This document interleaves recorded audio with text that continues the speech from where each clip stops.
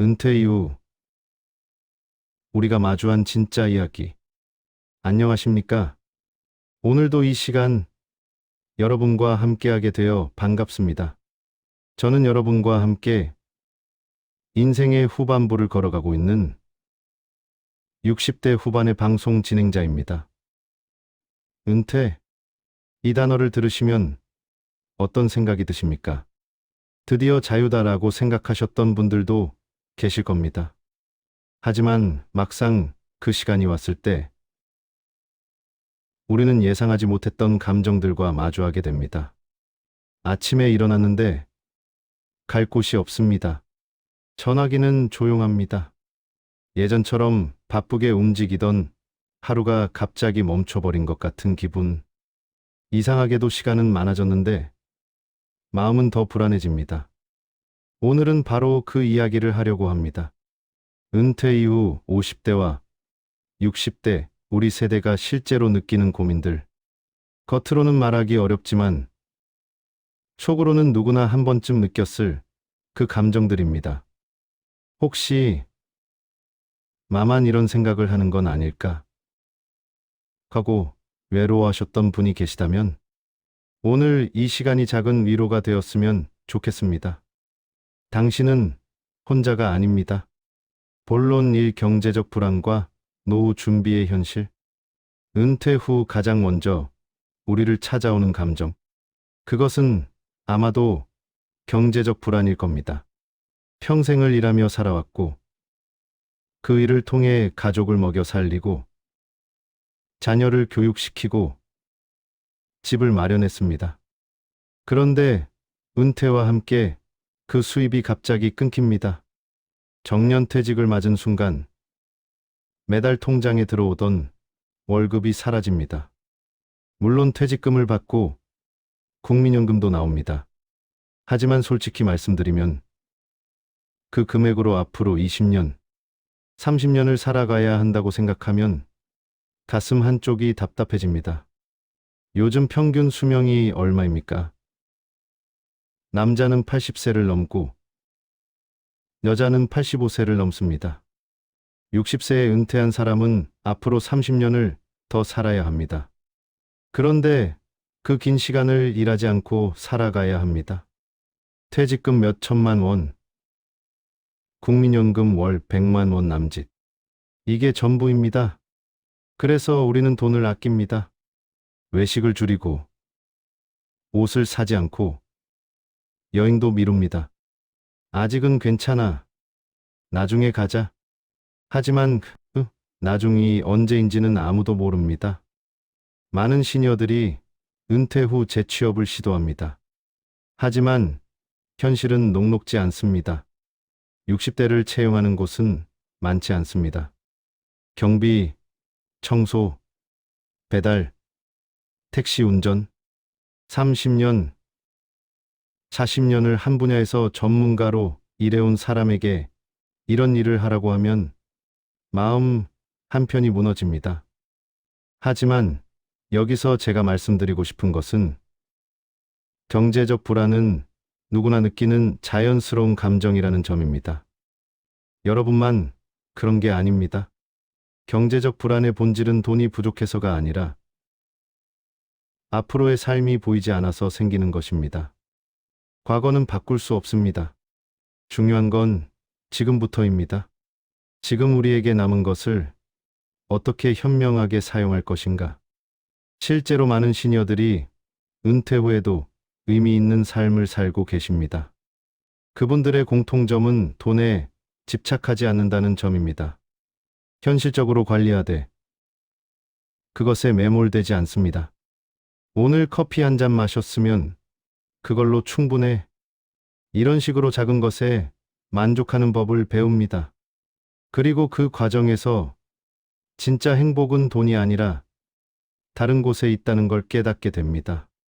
손주와 함께 산책하는 시간, 오래된 친구와 나누는 전화 통화, 아침에 창밖으로 보이는 햇살. 이런 것들이 사실은 더 소중한 것이라는 거요. 당신의 가치는 통장 잔고로 결정되지 않습니다. 당신은 여전히 소중한 사람이고 당신의 인생은 여전히 의미가 있습니다. 본론, 이 사회적 역할 상실과 고독감. 은퇴 이후 우리가 마주하는 또 하나의 큰 벽. 그것은 바로 역할의 상실입니다. 아침에 눈을 떴는데 할 일이 없습니다. 전화도 오지 않습니다. 누가 나를 찾지도 않습니다.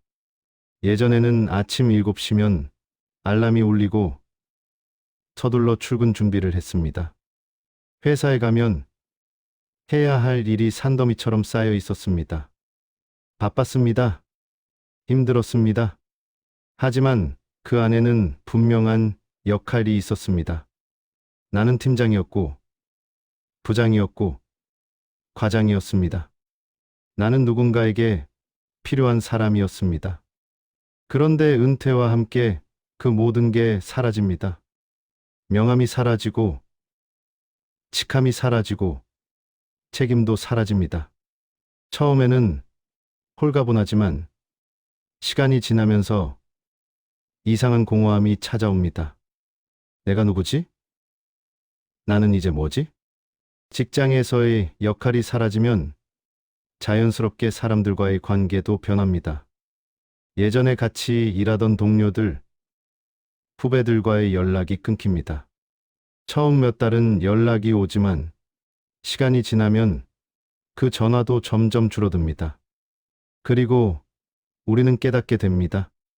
아, 그때 그 관계들은 직장이라는 공간 안에서만 유효했구나. 이 깨달음은 꽤 아픕니다. 가족은 어떨까요? 배우자와의 관계가 오히려 어색해지는 경우가 많습니다. 평생을 바깥에서 일하느라 집안일에는 서툽니다. 아내는 아침부터 저녁까지 집에 있는 남편이 불편합니다. 자녀들과의 관계도 미묘합니다. 자녀들은 이미 자신의 삶을 살고 있습니다. 우리는 가끔 전화를 걸어보지만 대답은 짧습니다. 네, 아빠. 바빠요. 나중에 전화할게요. 그렇게 우리는 점점 고립됩니다. 직장 동료도 사라지고, 가족과도 거리가 생기고, 친구들도 각자의 삶이 있습니다. 이 고독이라는 감정은 참 묘합니다. 사람이 없어서 외로운 게 아닙니다. 역할이 없어서 외로운 겁니다. 누군가에게 필요한 사람이 아니라는 느낌이 우리를 외롭게 만듭니다.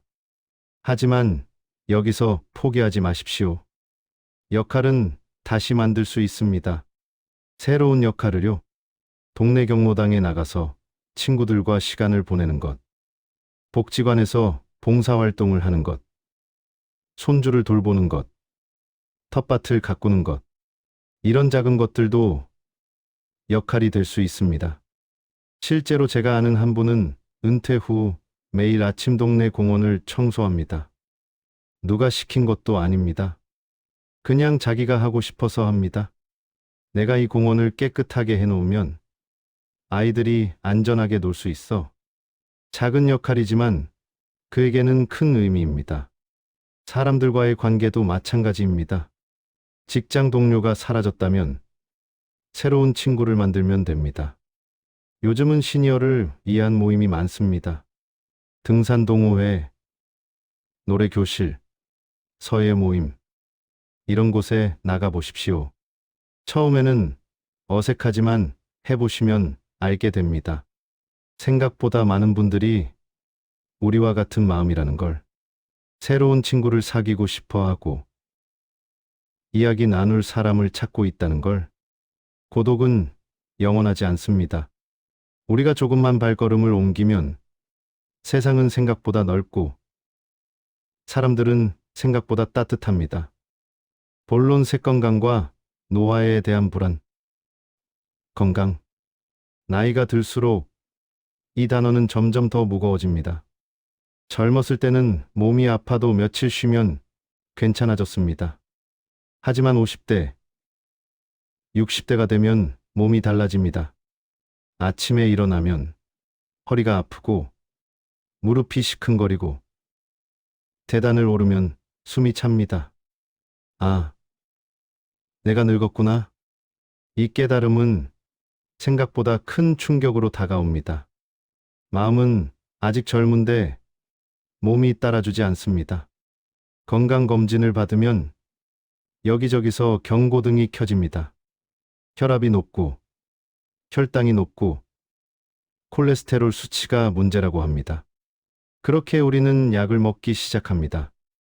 아침에 한 알, 점심에 한 알, 저녁에 또 한 알, 약통이 점점 늘어납니다. 건강에 대한 불안은 단순히 몸의 문제가 아닙니다. 그것은 우리의 자신감과도 연결되어 있습니다.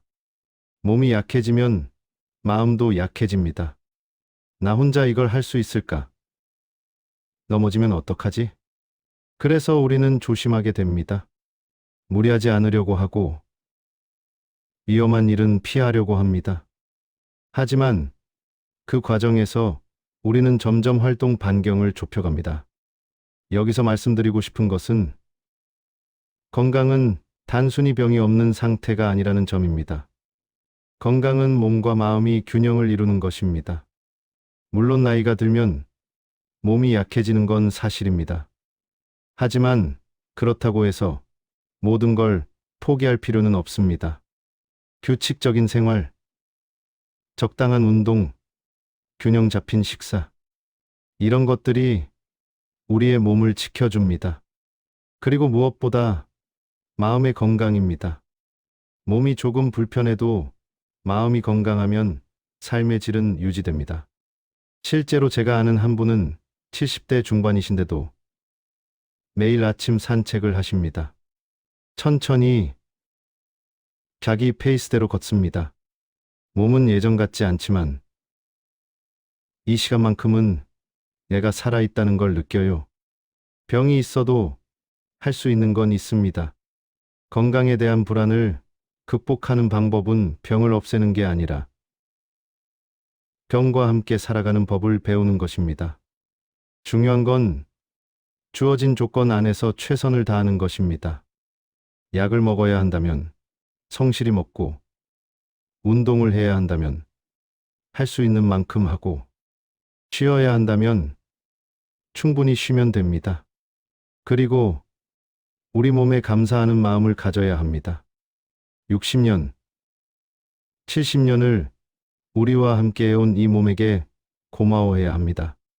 오늘도 걸을 수 있어서 고마워. 오늘도 밥을 먹을 수 있어서 고마워. 이런 작은 감사가 우리의 건강 불안을 조금씩 덜어줍니다. 본론사 삶의 의미 재발견.